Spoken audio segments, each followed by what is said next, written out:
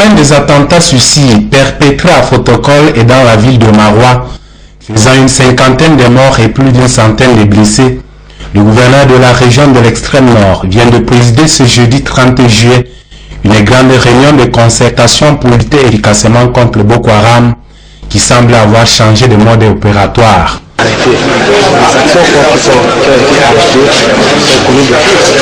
C'est la vigilance du quartier, de la nation, mais le renseignement et la dénonciation. Les forces font le travail avec brio. Les populations doivent plus que par le passé signer le travail. Le comité de vigilance a été régularisé, le chefferie traditionnel également. Le secteur du tourisme, le secteur du transport, personne n'a été mis de côté. La réunion qui a mobilisé tous les préfets et sous-préfets de la région, les parlementaires, les autorités religieuses et traditionnelles, les opérateurs économiques, bref, toute la fine crème politico- et socio-économique de la région a débouché sur des résolutions visant à stopper l'hémorragie que fait couler les terroristes à travers des attentats kamikazes. Midiawa Bakari a durci le ton et appelle à la collaboration des uns et des autres afin de botter hors des frontières ces terroristes aux idéologies obscurantistes et tyranniques qui endeuillent de nombreuses familles. À cet effet, des mesures sécuritaires ont été élaborées et mises sur pied visant à mettre les populations à l'abri des actions terroristes. Pour que ces mesures portent des fruits, le gouverneur a lancé un appel pour que toute la population puisse coopérer en étant elle-même vigilante et en dénonçant systématiquement tout comportement suspect autour d'elle. Des mesures que les populations trouvaient salutaires. Lyon à sa juste valeur cette initiative prise par le gouverneur de la région pour pouvoir convoquer les forces vives de la région, surtout du département de Djamari, pour voir ensemble comment conjuguer les efforts afin d'éradiquer et de faire face à cette nouvelle stratégie prise par Boko Haram. De conscience collective. Vous avez vu la qualité des interventions et des propositions qui ont été données lors de cette réunion. Je crois que tout le monde a mesuré, n'est-ce pas, l'ampleur de la situation dans laquelle nous nous trouvons actuellement et que les résolutions qui sont prises, c'est des résolutions très pertinentes. Il nous reste seulement à passer la communication, n'est-ce pas, à toutes les populations. L'initiative est à saluer parce que ce qui manque le moins à tous les niveaux chez nous au Cameroun, c'est le dialogue. Avec le dialogue, on peut dissiper beaucoup de malentendus. Le numéro 1 de la région appelle la population à une vigilance tous azimuts et demande à ces dernières d'adhérer au concept de défense populaire en mettant sur pied des comités de vigilance. En sus de ces mesures, Midiawa Bakari a demandé aux forces de défense et de sécurité de mettre plus de rigueur dans les contrôles.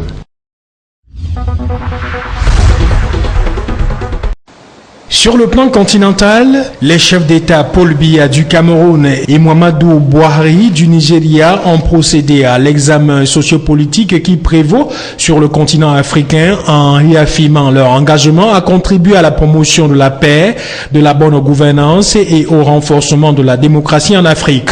Ils ont pris acte de la satisfaction exprimée par le secrétaire général de l'ONU dans son dernier rapport sur les activités du Bureau de l'ONU pour l'Afrique de l'Ouest de janvier à juillet 2015 relatif à l'état d'avancement des travaux de démarcation de la frontière terrestre entre le Cameroun et le Nigeria, convenant par la suite d'accorder une suite favorable à la recommandation du secrétaire général de l'ONU relative à la finalisation avant la fin de cette année 2015 des travaux de démarcation de la frontière terrestre afin de se consacrer à l'amélioration de la coopération transfrontalière. Au plan international, Paul Biya et Muhammadu Buhari ont pris note des propositions et recommandations encourageantes de la conférence des Nations Unies sur le financement du développement qui a eu lieu à Addis Abeba en Éthiopie du 13 au 16 juillet 2015, fondant des espoirs légitimes dans la négociation d'un accord universel, ambitieux et équitable sur les changements climatiques lors de la COP 21 et la 21e conférence des parties de la Convention cadre des Nations Unies sur les changements climatiques qui se tiendra au Bourget près de Paris du 30 novembre au 11 décembre 2015.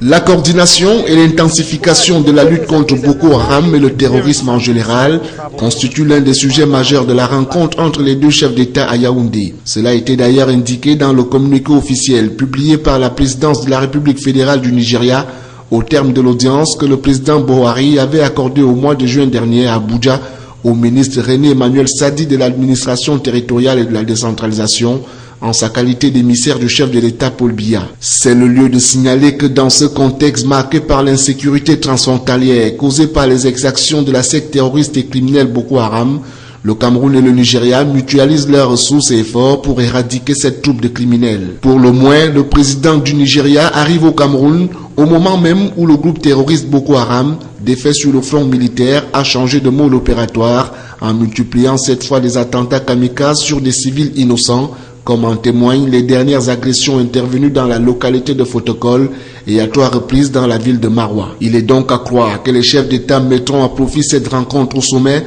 pour accorder leur violence sur les meilleurs moyens de répondre à cette autre forme de barbarie et au-delà sur les stratégies communes visant à réduire à néant le projet destructeur de Boko Haram ou alors de vaincre à jamais le péril Boko Haram. Cette visite incite aussi à croire que Paul Biya et Muhammadu Buhari s'imposeront une synergie de stratégie et d'action, étant dit que l'éradication de Boko Haram est la priorité du mandat de Buhari. Aussi devront-ils également s'accorder sur une position commune en vue du prochain sommet que la France pourrait convoquer sur les questions de sécurité en Afrique, tel que l'avait laissé entendre François Hollande au terme de sa visite au Cameroun le 3 juillet dernier à Yaoundé. Bien plus, les deux chefs d'État devront s'imposer un modus vivendi avant le 3 août 2015, date à laquelle est prévu un sommet conjoint entre la CEAC, la Communauté économique des États de l'Afrique centrale, et la CEDEAO, la Communauté économique des États de l'Afrique de l'Ouest, sur la lutte contre le terrorisme et sur bien d'autres questions d'intérêt commun. À Malabo, en Guinée équatoriale, il sera certainement question cette fois d'élaborer une stratégie commune destinée à éradiquer le groupe terroriste,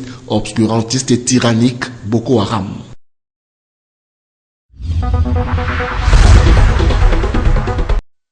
Compte tenu du climat d'insécurité et de psychose que fait régner le groupe terroriste Boko Haram au Cameroun, avec notamment les 3 dernières attaques perpétrées dans la ville de Marwa, chef-lieu de la région de l'extrême nord, et qui ne sauraient laisser personne indifférent, le ministre du Commerce a regroupé autour de lui les promoteurs des supermarchés, boulangeries et autres espaces commerciaux pour appeler ces derniers à plus de prudence et de vigilance.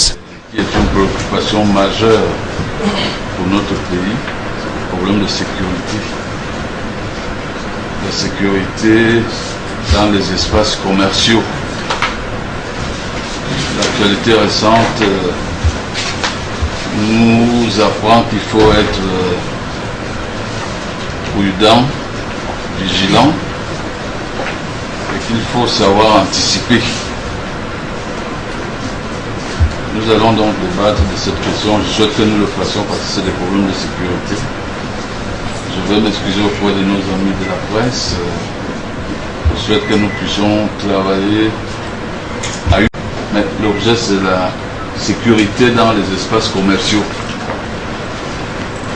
qui sont souvent des lieux privilégiés d'un certain nombre d'exactions.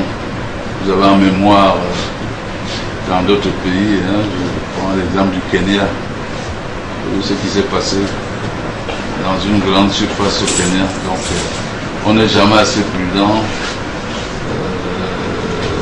en anticipant. Il était question de prendre des mesures urgentes afin d'assurer la sécurité des personnes et des biens aux abords et dans l'enceinte de leurs structures commerciales grand public qui sont des lieux privilégiés d'un certain nombre d'exactions. Au thème de la dite rencontre, d'importantes résolutions ont été prises. Des mesures qui devront être, à en croire le ministre du Commerce, matérialisées sans délai. Aussi feront-elles l'objet d'une évaluation et d'une adaptation régulière.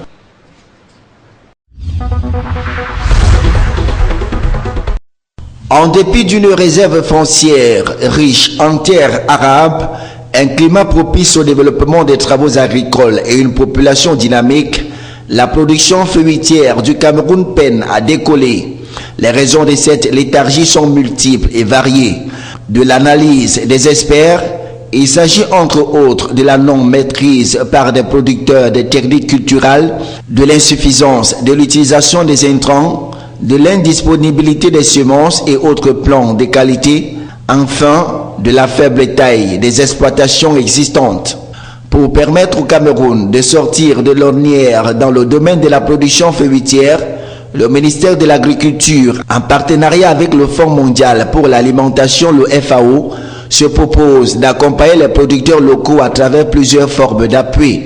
C'est en effet l'objet de la cérémonie de lancement de ce nouveau projet qui, dans sa phase expérimentale, aura retenu 4 variétés fruitières, dont le manguier, l'avocatier, l'orangier, le citronnier, et dont les exploitations seront mises en place dans les régions du centre, de la Damawa, du nord et de l'extrême nord. L'enjeu principal de cette démarche est de passer d'une production rurale extensive à une production intensive, question de permettre au Cameroun de devenir un pays exportateur de fruits et de jus de fruits à l'horizon 2025.